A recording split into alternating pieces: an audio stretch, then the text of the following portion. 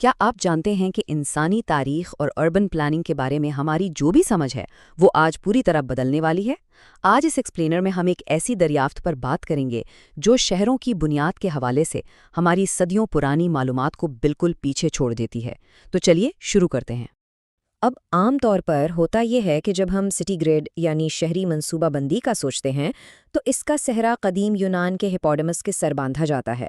کہا جاتا ہے کہ 498 BC کے آس پاس اس نے اس کی بنیاد رکھی۔ لیکن اگر ہم آثار قدیمہ کی تحقیق کو تھوڑا اور پیچھے لے جائیں تو کہانی بالکل ہی مختلف اور سچ کہوں تو بہت حیرت انگیز ملتی ہے۔ وقت کے سفر میں ہم پیاز کی پرتوں کی طرح تاریخ کو پیچھے کی طرف کھولیں گے۔ ہم کلاسیکل گریک سے شروع ہو کر کانسی کے دور یعنی برونز ایج میں جائیں گے، پھر زراعت کے ابتدائی زمانے کو دیکھیں گے اور آخر میں گہرے پتھر کے دور یعنی سٹون ایج میں قدم رکھیں گے۔ ایک لمبا سفر ہے تو ساتھ رہیے گا۔ اس مقصد کے لیے اور اس راز کو سلجھانے کے لیے ہماری یہ انویسٹیگیشن ہمیں لے آتی ہے قدیم سندھ پاکستان کی ان تاریخی بستیوں تک۔ یہاں دریاؤں اور ساحلوں کے ساتھ ساتھ ابھرتی ہوئی ان ابتدائی آبادیوں میں شہری منصوبہ بندی کے ایسے گہرے نشانات ملتے ہیں جو کسی کو بھی دنگ کر دیں۔ تو ہمارا پہلا سٹاپ ہے موہنجو داڑو، جو کانسی کے دور کا ایک عظیم شہر تھا۔ اب یہاں جو سب سے دلچسپ بات سامنے آتی ہے وہ ہے اس لے آؤٹ کی ایکیوریسی۔ دیکھیں، موہنجو داڑو کا یہ پرفیکٹلی پیٹرنڈ گرڈ سسٹم کسی ایک مرکزی مذہبی عمارت کے گرد نہیں گھومتا، بلکہ یہ عام عوام کی سہولت کے لیے ڈیزائن کیا گیا تھا۔ اس کے گلیوں کا نظام اتنا ایڈوانسڈ ہے کہ اسے دیکھ کر بالکل ویسا ہی محسوس ہوتا ہے جیسے آپ آج کے کسی جدید شہر، مثال کے طور پر نیو یارک کی اسٹریٹ سے گزر رہے ہوں۔ ذرا سوچئے، اس وقت یہ عظیم آبادی جس میں تقریباً 35,000 لوگ رہتے تھے، دریائے سندھ کے کنارے ایک وسیع اور پھیلنے والے گرڈ پر آباد تھی۔ ان لوگوں نے اس زمانے میں انتہائی ایڈوانسڈ انجینئرنگ استعمال کی۔ مثال کے طور پر اناج کو ٹھنڈا رکھنے کے لیے ڈھانپی ہوئی نالیاں بنائیں، اور ان کا جو سیویج سسٹم تھا وہ پینے کے پانی کے نظام سے بالکل الگ اور بے حد صاف ستھرا تھا۔ یہ واقعی اپنے وقت سے بہت آگے کی سوچ تھی۔ چلیے اب تحقیق کی اس کہانی کو ایک اور لیئر تک چھیلتے ہیں اور چلتے ہیں مہر گڑھ کی طرف، یعنی زراعت کی طرف ہمارا سفر۔ 7000 BCE کے قریب جب ہم مہر گڑھ پہنچتے ہیں تو وہاں کی آرکیالوجی رپورٹس کیا بتاتی ہیں؟ یہاں لوگوں نے بولان ریور کو ایک فکسیشن لائن یعنی مرکزی لائن کے طور پر استعمال کیا اور واقعی جیومیٹری کی شاندار سمجھ کا مظاہرہ کیا۔ انہوں نے اپنی عمارتوں میں 1 اور 2 کے ریکٹینگولر کمروں کا پروپورشن رکھا اور شمال کے متوازی 45 ڈگری اینگل پر ایک اوور لیپ شفٹ کا باقاعدہ حساب لگایا۔ یہ کوئی اتفاق نہیں تھا، پراپر پلاننگ تھی۔ یہاں ایک کانسیپٹ سمجھانا ضروری ہے جسے ہم ایڈیٹیو کنسٹرکشن یعنی اضافی تعمیر کہتے ہیں۔ آسان الفاظ میں ہموار زمین پر مٹی یا اینٹوں سے اوپر کی طرف تعمیر کرنے کا عمل۔ اب موہنجو داڑو اور مہر گڑھ دونوں ہی میدانی علاقے تھے، تو انہوں نے زمین پر اوپر کی طرف تعمیر کی۔ اس ایڈیٹیو کنسٹرکشن نے فطری طور پر ان ریکٹینگولر اینٹوں کی جیومیٹری کو فروغ دیا جو آگے چل کر اس گرڈ پیٹرن کی بنیاد بن گئی۔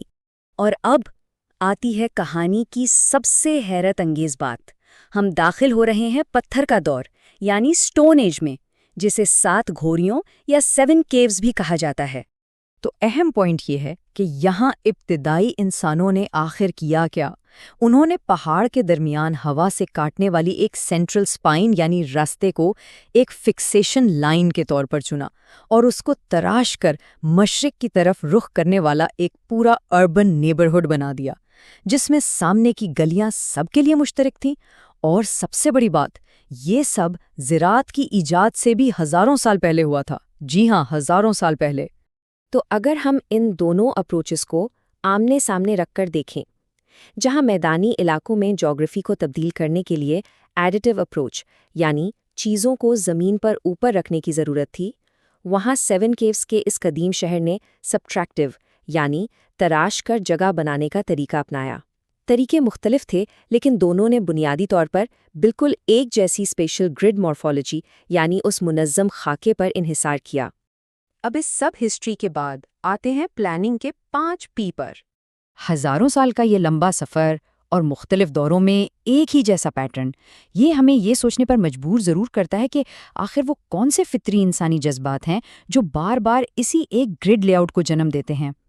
ایکڈیمک تحقیق ہمیں ان 5 بنیادی محرکات کی طرف لے جاتی ہے جنہیں 5 P کہا جاتا ہے: لوگ، جگہ، طاقت، سیاست اور پیداواریت۔ اصل مقصد یہ تھا کہ ایک منظم آبادی کی طاقت کو یکجا کرنا، کسی مخصوص جگہ کو اپنا بنانا اور ایسی ٹیکنیک کا استعمال کرنا جو ایک وسیع، محفوظ اور بہترین ڈرینیج والے رہائشی علاقے کو فراہم کر سکے۔